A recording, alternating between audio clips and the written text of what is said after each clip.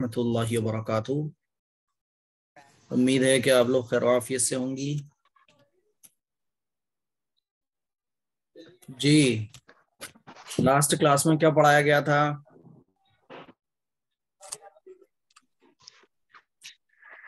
حج کے بارے میں بتایا تھا۔ آپ کیا کہہ رہی تھی؟ وحی کے بارے میں رہ گیا ہے؟ حج کے جی وحی کے بارے میں اور فرشتوں کے بارے میں اور مہینوں کے نام کے بارے میں۔ مہینوں کے نام تو کہیں بھی اتنی آسان سی چیز ہے کہ بتائیے کوئی پڑھائی جائے گی؟ مہینوں کے نام آپ یوٹیوب پہ سرچ کر لینا، آلریڈی میں نے پڑھائے ہوئے ہیں۔ چلو تو وحی کے بارے میں سمجھ لو، ہے نا؟ بس مفتی صاحب پہلے آپ تھوڑی سی ایک بات کا جواب دے، کلاس ہو جاتی ہے آپ بتا نہیں پاتے۔ جی بولوں؟ بولیے۔ وہ مجھے یہ پوچھنا ہے کہ پرفیوم جو لگاتے ہیں یہ حرام ہوتا ہے؟ نہیں تو کس نے کہہ دیا؟ پرفیوم کو اکثر لوگ حرام ہی بولتے ہیں، مطلب عطر کو تو سنت بولتے ہیں پر پرفیوم حرام بولتے ہیں۔ نہیں اصل میں دیکھو ایسا ہے، پرفیوم میں الکوہل استعمال کیا جاتا ہے، ٹھیک ہے؟ تو الکوہل جو ہے وہ جس چیز میں پڑ جاتا ہے تو وہ چیز نہ ہو جاتی ہے ناپاک، ٹھیک ہے؟ تو الکوہل کی وجہ سے لوگ یہ سمجھتے ہیں کہ پرفیوم جو ہے وہ ہے حرام۔ ایسا نہیں ہے۔ الکوہل دو طرح کا ہوتا ہے، ایک تو الکوہل وہ ہوتا ہے جو کھجور اور انگور سے تیار ہوتا ہے، تو وہ الکوہل جو انگور اور کھجور سے تیار کیا جاتا ہے وہ الکوہل ناجائز اور حرام ہے، ٹھیک ہے؟ کیونکہ جس طرح سے شراب حرام ہے اسی طرح سے الکوہل بھی حرام ہے۔ تو کھجور اور انگور اور جو اس سے جو الکوہل تیار ہوتا ہے وہ ناجائز اور حرام ہے۔ اور یہ جو الکوہل ہے یہ اتنا سستا نہیں ملتا۔ پرفیومز میں جو الکوہل استعمال کیا جاتا ہے وہ فروٹس کا استعمال کیا جاتا ہے، اسی لیے پرفیومز کا لگانا جائز ہے، ناجائز نہیں ہے۔ ہاں سنت عطر کا لگانا ہے۔ خوشبو دو طرح کی ہو گئی، عطر الگ ہے اور پرفیومز الگ ہے، تو پرفیومز لگانا جائز ہے لیکن عطر لگانا سنت ہے۔ جی جی بس اور دوسری سی بات ہے۔ جی سوال میرا یہ ہے، جیسے کہ جو خراب ہو گئی، مطلب معذور میں آ گئے حیض کے دن، استحاضہ کی حالت ہو گئی تو وہ کئی سال گزر گئی، تو ہم اپنے کون سے دن جوڑیں گے؟ جیسے 2-3 سال طبیعت صحیح نہیں ہو رہی ہے، دوا کھا رہے ہیں پھر بھی، تو ہم کون تو آپ کی سے دن جوڑیں گے جس جو کو بھی اس ہمارے طرح کی شروع سے پرابلم ہے، 8 دن چلے جا رہے ہیں وہ؟ جو عادت ہوگی وہی جوڑی جائے گی۔ مان لیجیے کسی کو 8 دن پیریڈ آتا ہے پھر اس کو استحاضہ کی پرابلم شروع ہو گئی تو 8 دن پیریڈ کے مانے جائیں گے۔ جی جی چاہے کتنی چلیے سالیں ہوں یا پھر مہینے ہوں۔ بسم اللہ الرحمن الرحیم۔ قرآن مجید جو نازل ہوا تھا تو وہ کیسے آیا تھا؟ وحی کے ذریعے آیا تھا، یعنی اللہ تعالیٰ نے انسانوں تک اپنا پیغام پہنچانے کے لیے پیغمبروں کو چنا، اور پیغمبروں تک وحی کے ذریعے اللہ تعالیٰ کا پیغام آتا تھا۔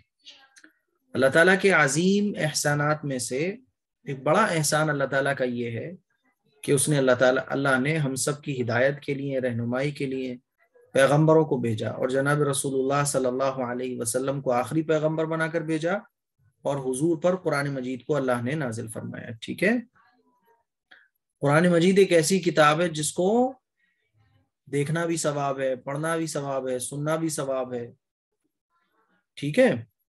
اسی طرح سے قرآن مجید کی خدمت کرنا بھی ثواب ہے۔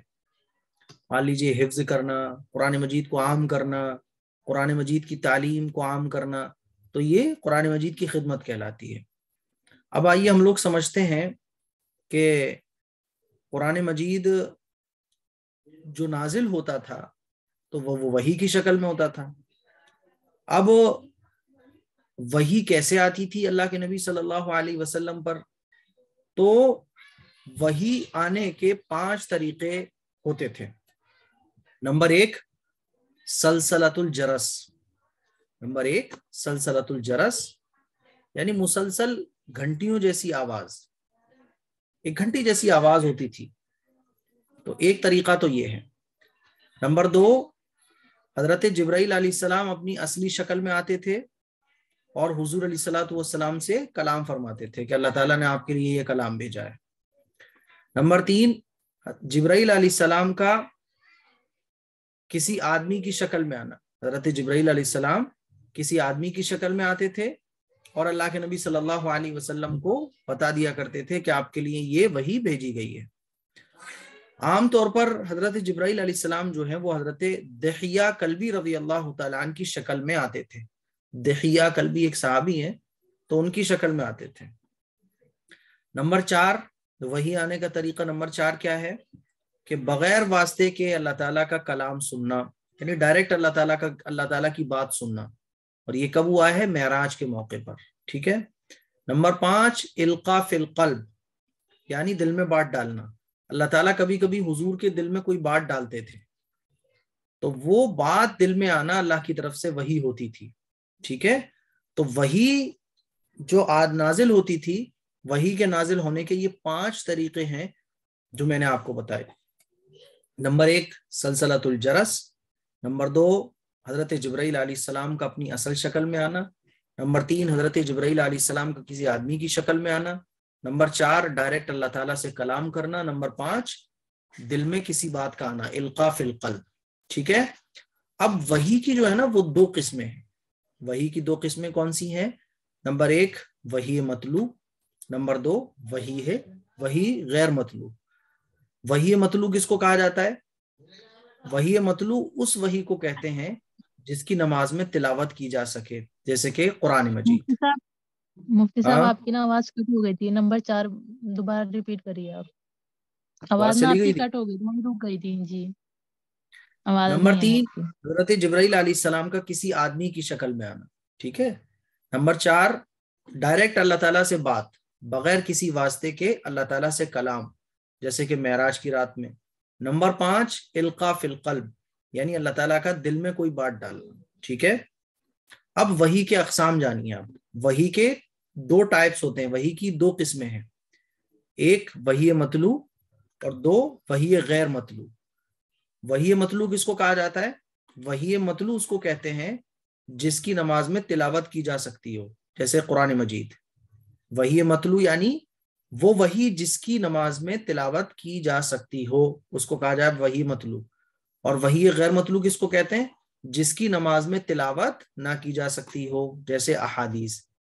بھائی حدیثوں کو ہم نماز میں پڑھ لیں تو کہ نماز ہو جائے گی؟ نہیں ہوگی۔ نماز ہماری تبھی صحیح ہوگی جب ہم نماز میں قرآن مجید پڑھیں گے، ٹھیک ہے۔ اب وحی مطلوع اور غیر مطلوع میں کیا فرق ہے؟ وحی مطلوع میں الفاظ اور معنی دونوں اللہ تعالیٰ کی طرف سے ہوتے ہیں۔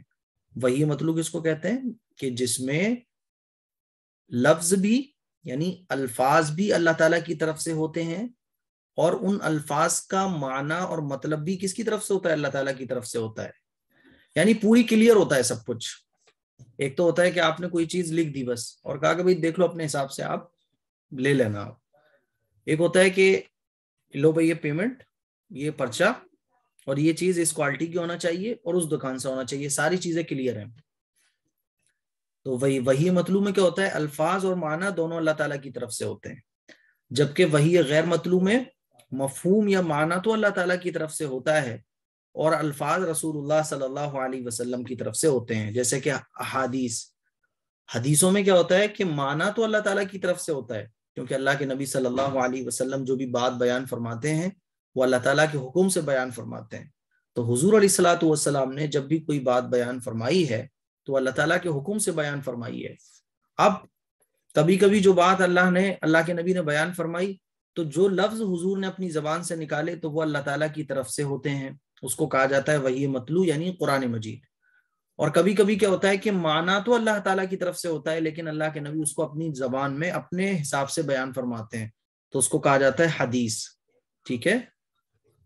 تو وحی مطلوع میں الفاظ اور معنی دونوں اللہ تعالیٰ کی طرف سے ہوتے ہیں، جبکہ وحی غیر مطلوع میں مفہوم یا معنی اللہ تعالیٰ کی طرف سے ہوتا ہے اور الفاظ رسول اللہ صلی اللہ علیہ وسلم کی طرف سے ہوتے ہیں، ٹھیک ہے۔ یہ وحی آنے کے طریقے اور کس طرح سے وحی آتی تھی اس کے بارے میں آپ لوگوں کو پتہ چلا۔ اب قرآن مجید کس کو کہتے ہیں؟ کس کو کہتے ہیں قرآن مجید؟ تو اللہ تبارک و تعالیٰ کا کلام جو آسمان سے اترا ہے اور حضور علیہ الصلوۃ والسلام پر نازل ہوا ہے، اللہ تعالیٰ کا کلام جو آسمان سے اترا ہے اور حضرت محمد صلی اللہ علیہ وسلم پر نازل ہوا ہے اور مصاحف میں لکھا گیا ہے، مصاحف میں لکھا گیا ہے اور ہم تک تواتر کے ساتھ بغیر کسی شک اور شبے کے پہنچا ہے، تو اس کو کیا کہا جاتا ہے؟ قرآن کریم کہا جاتا ہے، یعنی اللہ کے نبی صلی اللہ علیہ وسلم پر جو اترا ہے اور اللہ کے نبی صلی اللہ علیہ وسلم پر جو اللہ نے وحی بھیجی، اللہ کے نبی صلی اللہ علیہ وسلم نے اس کو یاد بھی رکھا اور صحابہ اکرام کو یاد کروایا۔ قرآن مجید میں ہم جس کی تلاوت کرتے ہیں اس کو کیا کہا جاتا ہے؟ قرآن کہا جاتا ہے، ٹھیک ہے۔ اب حدیث کس کو کہا جاتا ہے؟ دیکھو، حدیث قرآن کی وحی کی دو قسمیں ہو گئی، وحی کی دو قسمیں ہوئیں، وحی مطلوع، وحی غیر مطلوع۔ وحی مطلوع جو ہوگی اس کو قرآن مجید کہا جاتا ہے اور وحی غیر مطلوع جو ہوگی اس کو حدیث کہا جاتا ہے، ٹھیک ہے۔ اب حدیث کو کس کو کہتے ہیں؟ رسول اللہ صلی اللہ علیہ وسلم نے، حضور علیہ الصلوۃ والسلام، صحابہ اکرام اور تابعین ان لوگوں نے جو بھی کچھ کہا ہے اور جو بھی کچھ کیا ہے یا جس چیز کو دیکھا ہے اس پر خاموشی اختیار فرمائی ہے، ٹھیک ہے، تو اس کو حدیث کہتے ہیں۔ اور حدیث کا ہی دوسرا جو نام ہے خبر بھی ہے، اور حدیث کا ایک نام اثر بھی ہے، ٹھیک ہے۔ اب حضور علیہ الصلوۃ والسلام کے مبارک ارشاد کو کیا کہتے ہیں؟ حضور نے جو بیان فرمایا اس کو کہتے ہیں قول۔ مان لیجیے ہمارے نبی نے کوئی بیان فرمایا تو اس کو کیا کہا جائے گا؟ قول، یعنی زبان سے جو چیز نکلتی ہے اس کو قول کہا جاتا ہے۔ فعل کس کو کہتے ہیں؟ ہمارے نبی نے کوئی کام کیا ہے یا ہم جو کام کرتے ہیں تو اس کو عربی میں کہا جاتا ہے فعل۔ اور آپ صلی اللہ علیہ وسلم کے سامنے کوئی صحابہ عمل کرتے ہیں اور آپ صلی اللہ علیہ وسلم خاموش رہتے ہیں تو اس کو کہا جاتا ہے تقریر، ٹھیک ہے۔ تو قول، فعل اور تقریر۔ قول جو ہمارے نبی نے بیان فرمایا، فعل جو ہمارے نبی نے کیا، اور تقریر ہمارے نبی نے کسی صحابی کو کوئی کام کرتے ہوئے دیکھا اور اس پر خاموشی اختیار فرمائی تو اس کو تقریر کہا جاتا ہے، ٹھیک ہے۔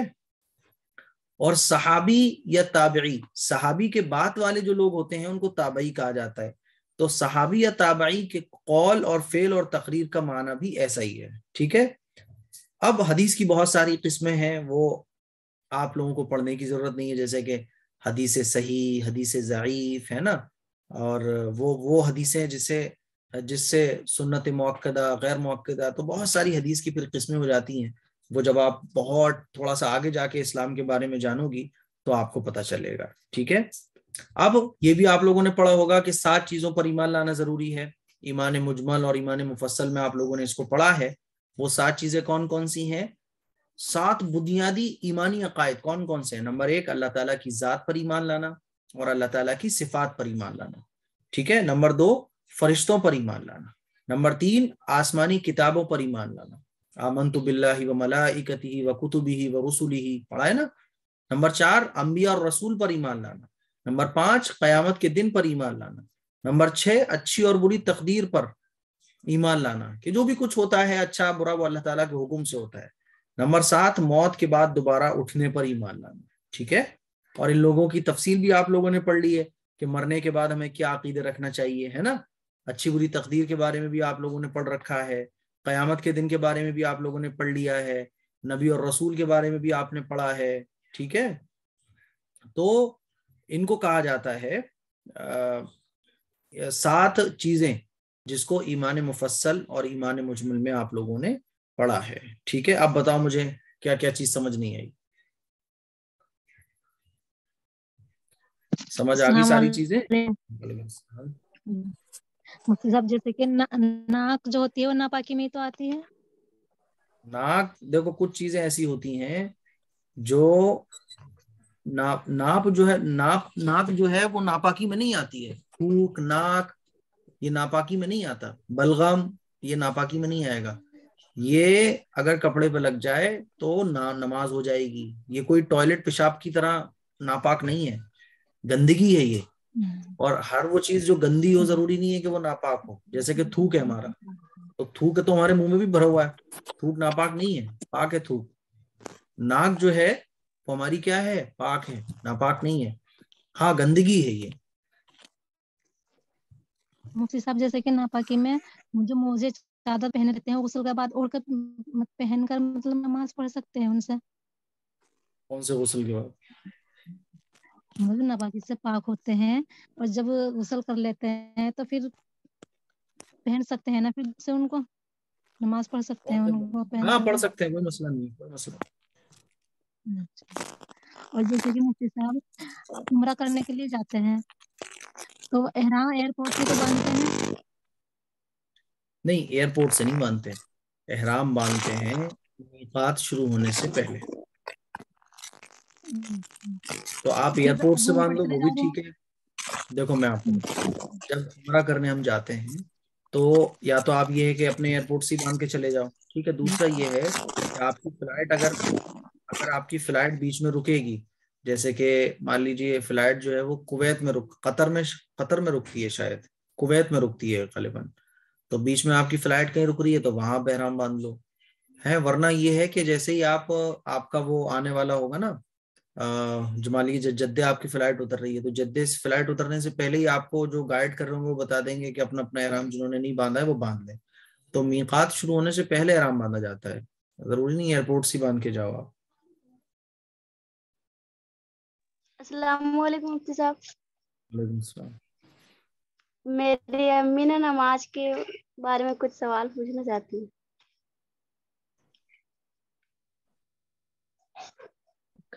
न बोली तो कर। पूछो जल्दी से। अस्सलाम वालेकुम। वालेकुम सलाम।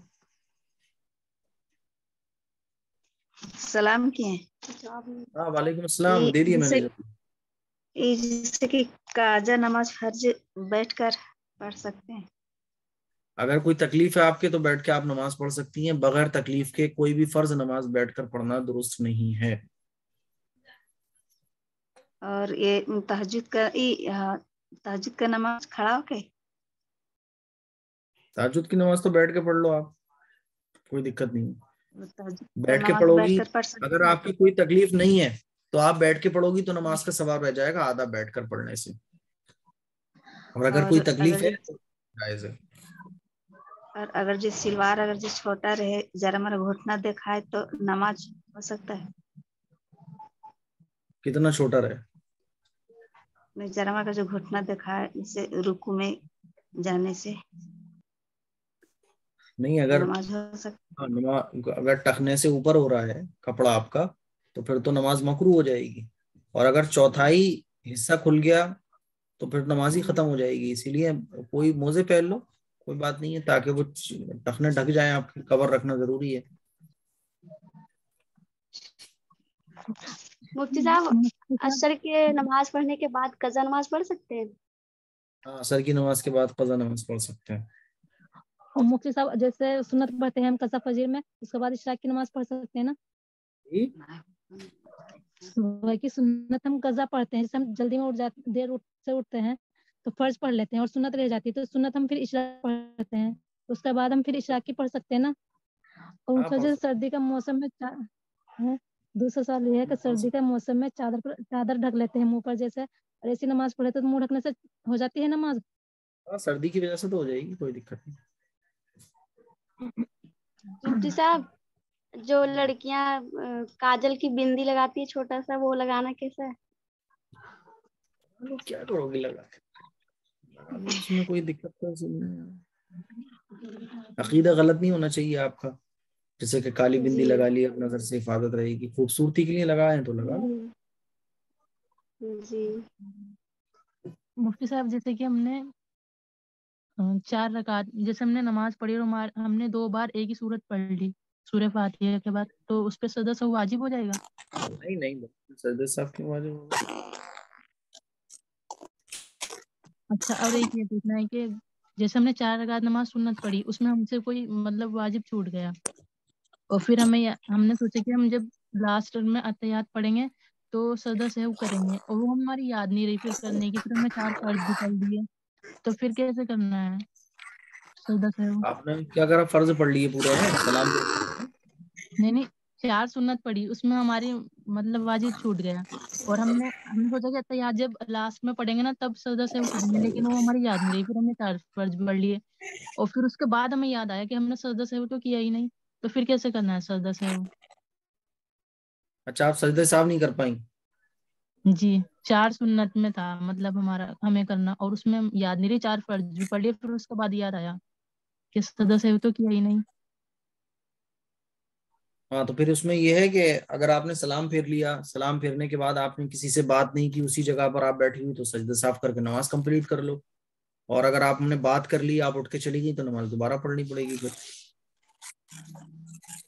تو 4 سنت بھی پڑھنی پڑے گی اور 4 فرض بھی پوری؟ فرض تھوڑی پڑھنا پڑیں گے، ارے بھائی جس نماز میں سجدے 4 صاحب آپ نہیں سنت بھی کر پائیں، وہ دوبارہ پڑھنی پڑے گی 4 فرض اچھا بس۔ اچھا، تو پھر فرض سجدہ میں سہو دیکھو، کیسے کرنا ہے؟ فرض میں اگر غلطی ہوئی ہے تو فرض پڑھو، سنت میں غلطی ہوئی ہے تو سنت پڑھو، جس نماز میں غلطی ہوگی جی وہ مانی جائے گی۔ تو پھر کیسے کرنا ہے؟ کیونکہ جب تو ہم اتحیات پڑھ کے پھر سجدے میں چلے جاتے ہیں 2 بار، ہے نا، تو پھر کیسے کرنا ہے؟ کیا پھر سجدہ سہو کیسے کرنا ہے جب تو ہم اتحیات میں پڑھ کے 2 بار سجدہ کر کے پھر دوبارہ وہ پڑھے تھے اتحیات، اور پھر درود شریف جو بھی پڑھنا تھا، تو پھر کیسے کرنا ہے؟ پھر بھی نہیں، جیسے مان لیجیے آپ نے پھر سلام کیسے پھیر دیا، کرنا دیکھو ایسے ہے؟ سلام پھیر دیا، سلام پھیرنے کے بعد آپ کو یاد آیا تو فوراً اللہ اکبر کہہ کے آپ سجدے میں چلی جاؤ، اور پھر سجدے سے اٹھنے کے بعد پھر جو ہے وہ تحیات پڑھو، درود شریف پڑھ لو، سمپل۔ اچھا ٹھیک ہے۔ اور میرے صاحب مجھے یہ پوچھنا ہے کہ جینٹس ڈاکٹر سے ہجامہ کروانا کیسے ہے؟ تھوڑا ہمیں بھی پوچھنا دو۔ مفتی صاحب مجھے یہ پوچھنا جینٹس میں نے ڈاکٹر سے ہجامہ کروانا ابھی، کیسا ہے؟ میری آواز آ رہی ہے؟ ہیلو آپ کی آواز بہت کٹ رہی ہے۔ مفتی صاحب ہیلو، مجھے یہ پوچھنا ہے کہ جینٹس ڈاکٹر سے میری ہجامہ آواز کی آ آواز رہی کٹ رہی ہے، بولیے کون بول رہا ہے؟ ہیلو، کس کی کٹ جی رہی ہے؟ آپ نام بولے کس؟ مفتی بولیے۔ صاحب میں یہ پوچھ رہی تھی کہ جینٹس ڈاکٹر سے ہجامہ کروانا کیسا ہے؟ نہیں کروانا چاہیے، جینٹس ڈاکٹر سے ہجامہ کیوں بلا وجہ میں نہیں کروانا چاہیے؟ نہیں اگر لیڈیز نہ ہو اور جینٹس ڈاکٹر ہی ہو تو کیا ہاتھوں ضرورت پڑ پیروں رہی پہ ہے، یہ رہتی کیا ہے مار کرنے پڑ کو؟ رہی ہے ہجامہ کرانے کی؟ نہیں مار نہیں پڑ رہی، امی کو بتایا تھا نا ڈاکٹر نے کہ آپ ہجامہ کروا لو، آپ کی طبیعت ٹھیک نہیں ہو رہی تو اس وجہ سے پوچھ رہی ہوں، اور کروانا تو چاہیے نا، ویسے وہ سنت ہے۔ ایسے تھوڑی نہ کروانا چاہیے، لیڈی ڈاکٹر تلاش کرو آپ۔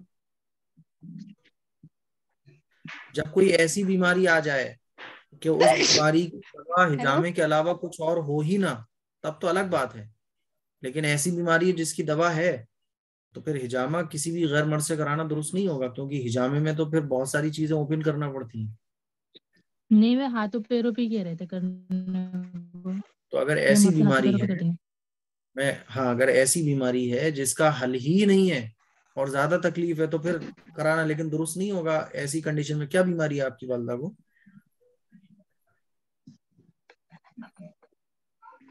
ان کو گھٹنے میں ان کی پرابلم ہے اور کمر میں۔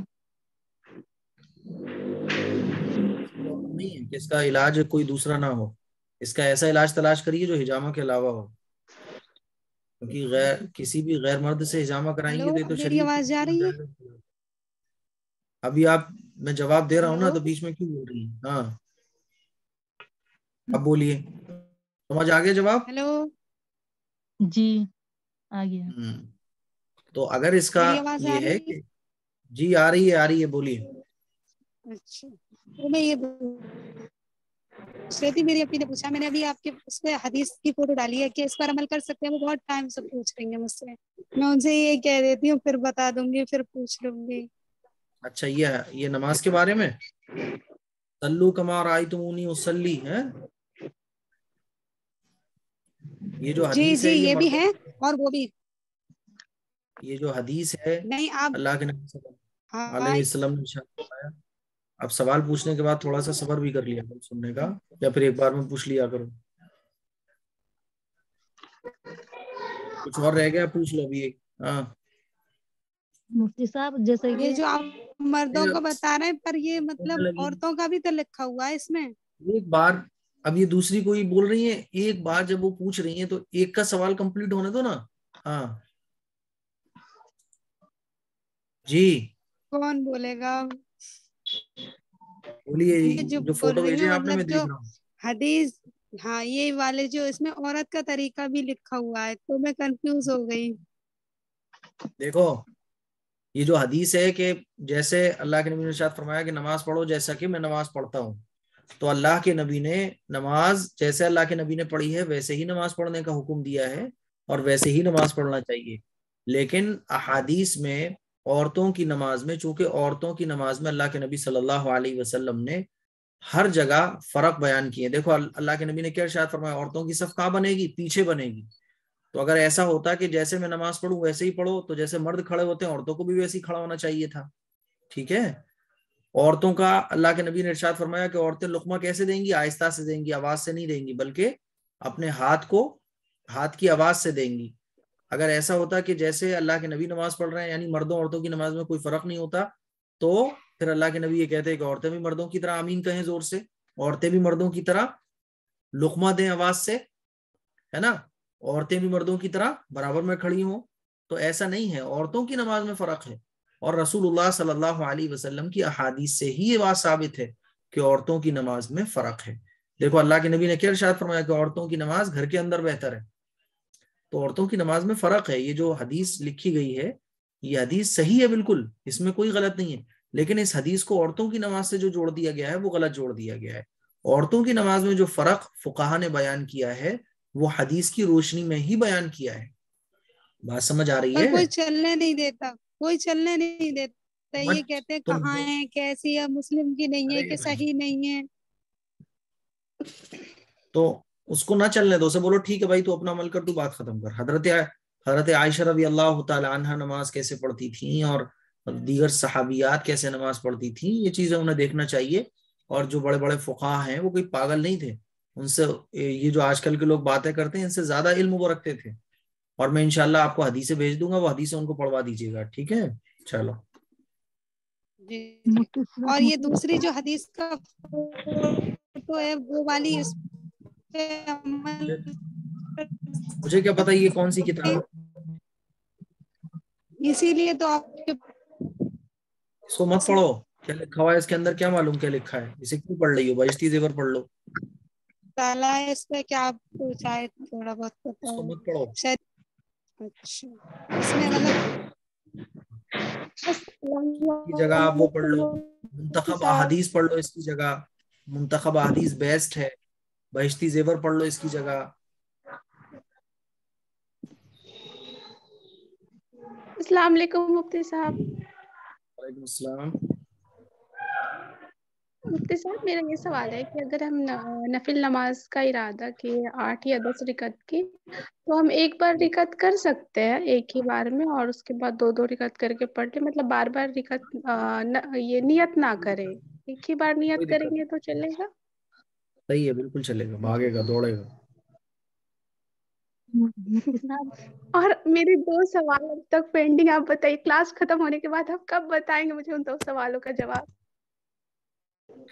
آج ہی بتا دیں گے انشاءاللہ. مفتی صاحب یہ کلندر کسے کہتے ہیں اور کتنے ہیں یہ کیا کلندر؟ کلندر؟ جی کیا کلندر کون بوال کون ہے یہ کلندر؟ جی پتہ نہیں معلوم کہتا کتنے نے، یہ بتاؤ کہ کلندر کتنے ہیں اور کسے کہتے ہیں؟ سے کہ بھائی کلندر جا کے کلندروں سے پوچھ تو ہے. کلندروں کا مجھے کیا پتا کیا ہے کلندر. کالی کلندر ہے، کالی کلندر چومندر. جہاں اتنے طرح سے معلوم کر دیں. دوسرا اس سے پوچھو، سے بول بھائی اسلام کے بارے میں پڑھ، یہ کلندروں کے چکر میں مت پڑھ. کلندروں کے چکر میں پڑ جائے گا مداری بن جائے گا. مفتی صاحب کل وہ کلاس ہوگی یا جی لا اور کی کلاسیں چلتی ہیں 3 منتھ میں 6 جی منتھ کا کورس کرو گی. جی ارے 3 منتھ کا کورس ہے آپ کا، 6 مہینے کا کورس کر لو گی 3 منتھ میں ہی.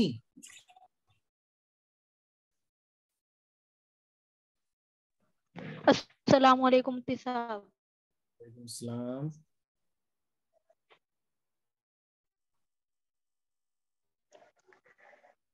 تو سلام کرنے آزان غائب. سے پہلے کی دعا حدیث سے ثابت جی آزان سے پہلے کی دعا. اذان سے پہلے کی دعا کون سی دعا ہے اذان سے پہلے کی؟ مرحباً بالقائلین عدلاً مرحبا بالصلاۃ اہلا و سہلا. میں تو فرسٹ ٹائم پڑھ رہا ہوں, دیکھ کے بتانی پڑے گی, مجھے نہیں یاد. کہاں سے پتہ چلا آپ کو؟ ہم بھی پڑھتے ہیں یہ 26 سورے میں لکھی گئی. پتہ نہیں, دیکھنا پڑے گی. میں نے تو نہیں, میں نے کہیں پڑھا نہیں ہے. اذان کے بعد کی تو دعا ہے, اذان سے پہلے کی دعا دیکھنا, دیکھ کے بتاؤں گا انشاءاللہ آپ لوگوں کو. مفتی صاحب آج کلاس لاسٹ ہے. ارے تو کیا کلاسیں چلتی رہیں گی؟ کوئی دوسرا بیچ بھی شروع کرنے دو گی کہ نہیں کرنے دو گی آپ لوگ؟ نہیں میں آپ یہ کہہ دیں گے جب کلاس ختم ہوگی نا تو میں آپ کو نمبر دوں گا تاکہ آپ مسئلہ مسائل معلوم کر سکیں جو ضروری کلاس ہے. اب ہو گئی فنش. آج کتنی تاریخ ہے؟ 12 تاریخ, 6 تاریخ ہے آج. آپ لوگوں کا ایگزام ہوگا, 1 منٹ کہاں چلا گیا کیلنڈر. آپ لوگوں کا ایگزام ہوگا 26 تاریخ کو, ٹھیک ہے؟ 26 تاریخ کو بعد نماز عشاء. اگر میں کہیں نہیں گیا تو, اور میں کہیں جاؤں گا بھی تب بھی آپ کا ایگزام 26 تاریخ کو ہوگا. 20 دن کے بعد آپ لوگوں کا ایگزام ہوگا. تیاری ویاری یاد ویاد کرنا شروع کر دو. 26 کے بعد 31 تک انشاءاللہ آپ لوگوں کو آپ کا سرٹیفکیٹ مل جائے گا. مفتی صاحب لیکن ایگزام مفتی اپنا صاحب نمبر تو دے دیجیے جو کو آپ کہہ رہے تھے ضرورت تو نمبر آپ دے ٹائم بڑھا دیں گے. کیا آپ یہ بول رہے تھے کسی کو اگر کوئی دقت ہے تو آپ تھوڑا کسی کو کوئی دقت ہوگی تو ٹائم ٹھیک ہے بڑھ جائے گا, لیکن پھر وہ ٹائم بڑھنے کی وجہ سے اس کو تھرڈ پہ جائے گا. وہ یہ یاد رکھنا ہمیشہ. پھر وہ کتنی اچھا بتا دے, تھرڈ رہتا ہے ہمارے یہاں. پھر اس کا مجبوری کی بات الگ ہے. مان لیجیے کسی نے بولا میری تیاری نہیں ہو پائی, مجھے یاد نہیں ہوا, تو آگے بڑھنے کے بعد پھر وہ کتنی بیسٹ دے دے, سیکنڈ تھرڈ سے اوپر نہیں جائے گی وہ لڑکی. پھر یہ بات یاد رکھنا ہمیشہ اچھے سے.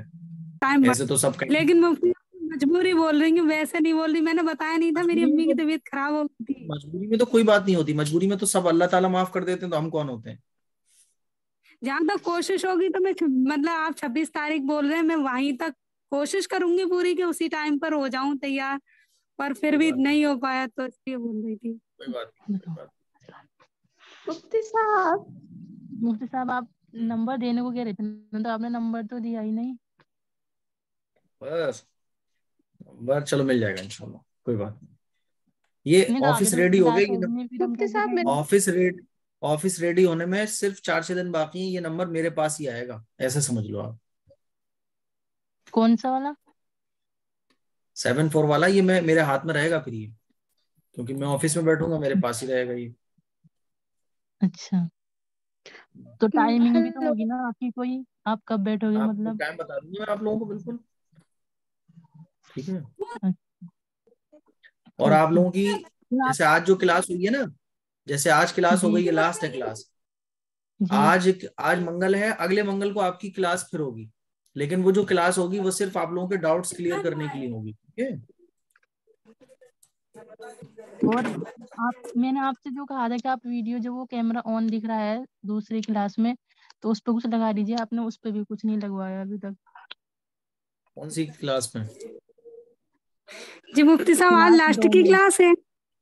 کلاس ارے 2 ان کی میں. ایک کی بات پوری ہو جانے دیا کرو. سبحانی کچھ پوچھ رہی ہیں. ہاں کلاس 2 میں.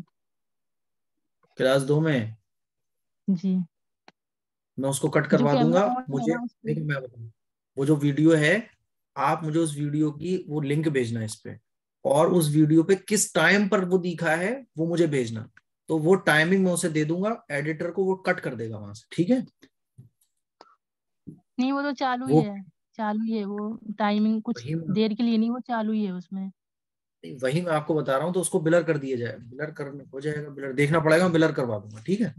تو آپ میں آپ مجھے کے پاس کتنا چالو, وہ اس ویڈیو جو کو ہے اس کی ٹائمنگ مجھے بھیج دو آپ, کہ 1 منٹ سے لے کے, یعنی 2 منٹ پہ میرا یہ چہرہ دکھا ہے, 2 منٹ سے لے کے 8 منٹ تک, تو میں اس کو بلر کروا دوں گا یا کٹ کروا دوں گا. اور اب جو کلاس پڑھوایا کروں گا تو میں آڈیو میں پڑھوایا کروں گا. تم لوگ پھر کیمرے آن رکھو یا بند کرو، مجھے مطلب نہیں ہے. پھر تم لوگ بات آتی نہیں ہو، غلطیاں کر دیتی ہو، تو اب میں آڈیو پڑھوایا کروں گا، بات ہی ختم ہے. ٹھیک ہے، اچھا ہے، مفتی صحیح رہے صاحب گا. ہم لوگ کا ایگزام جو ہوگی وہ کال پہ ہوگی یا آن لائن دوبارہ؟ سے ہوگی آن لائن ہوگی تو تم ایک سے سوال پوچھیں گے 10 اس کی جلدی سے تیاری کر لیں گے، ایسے تھوڑی نہ ہو پائے گا. کال سے ہوگا، واٹس ایپ کال سے یا ویسے سادہ کال سے.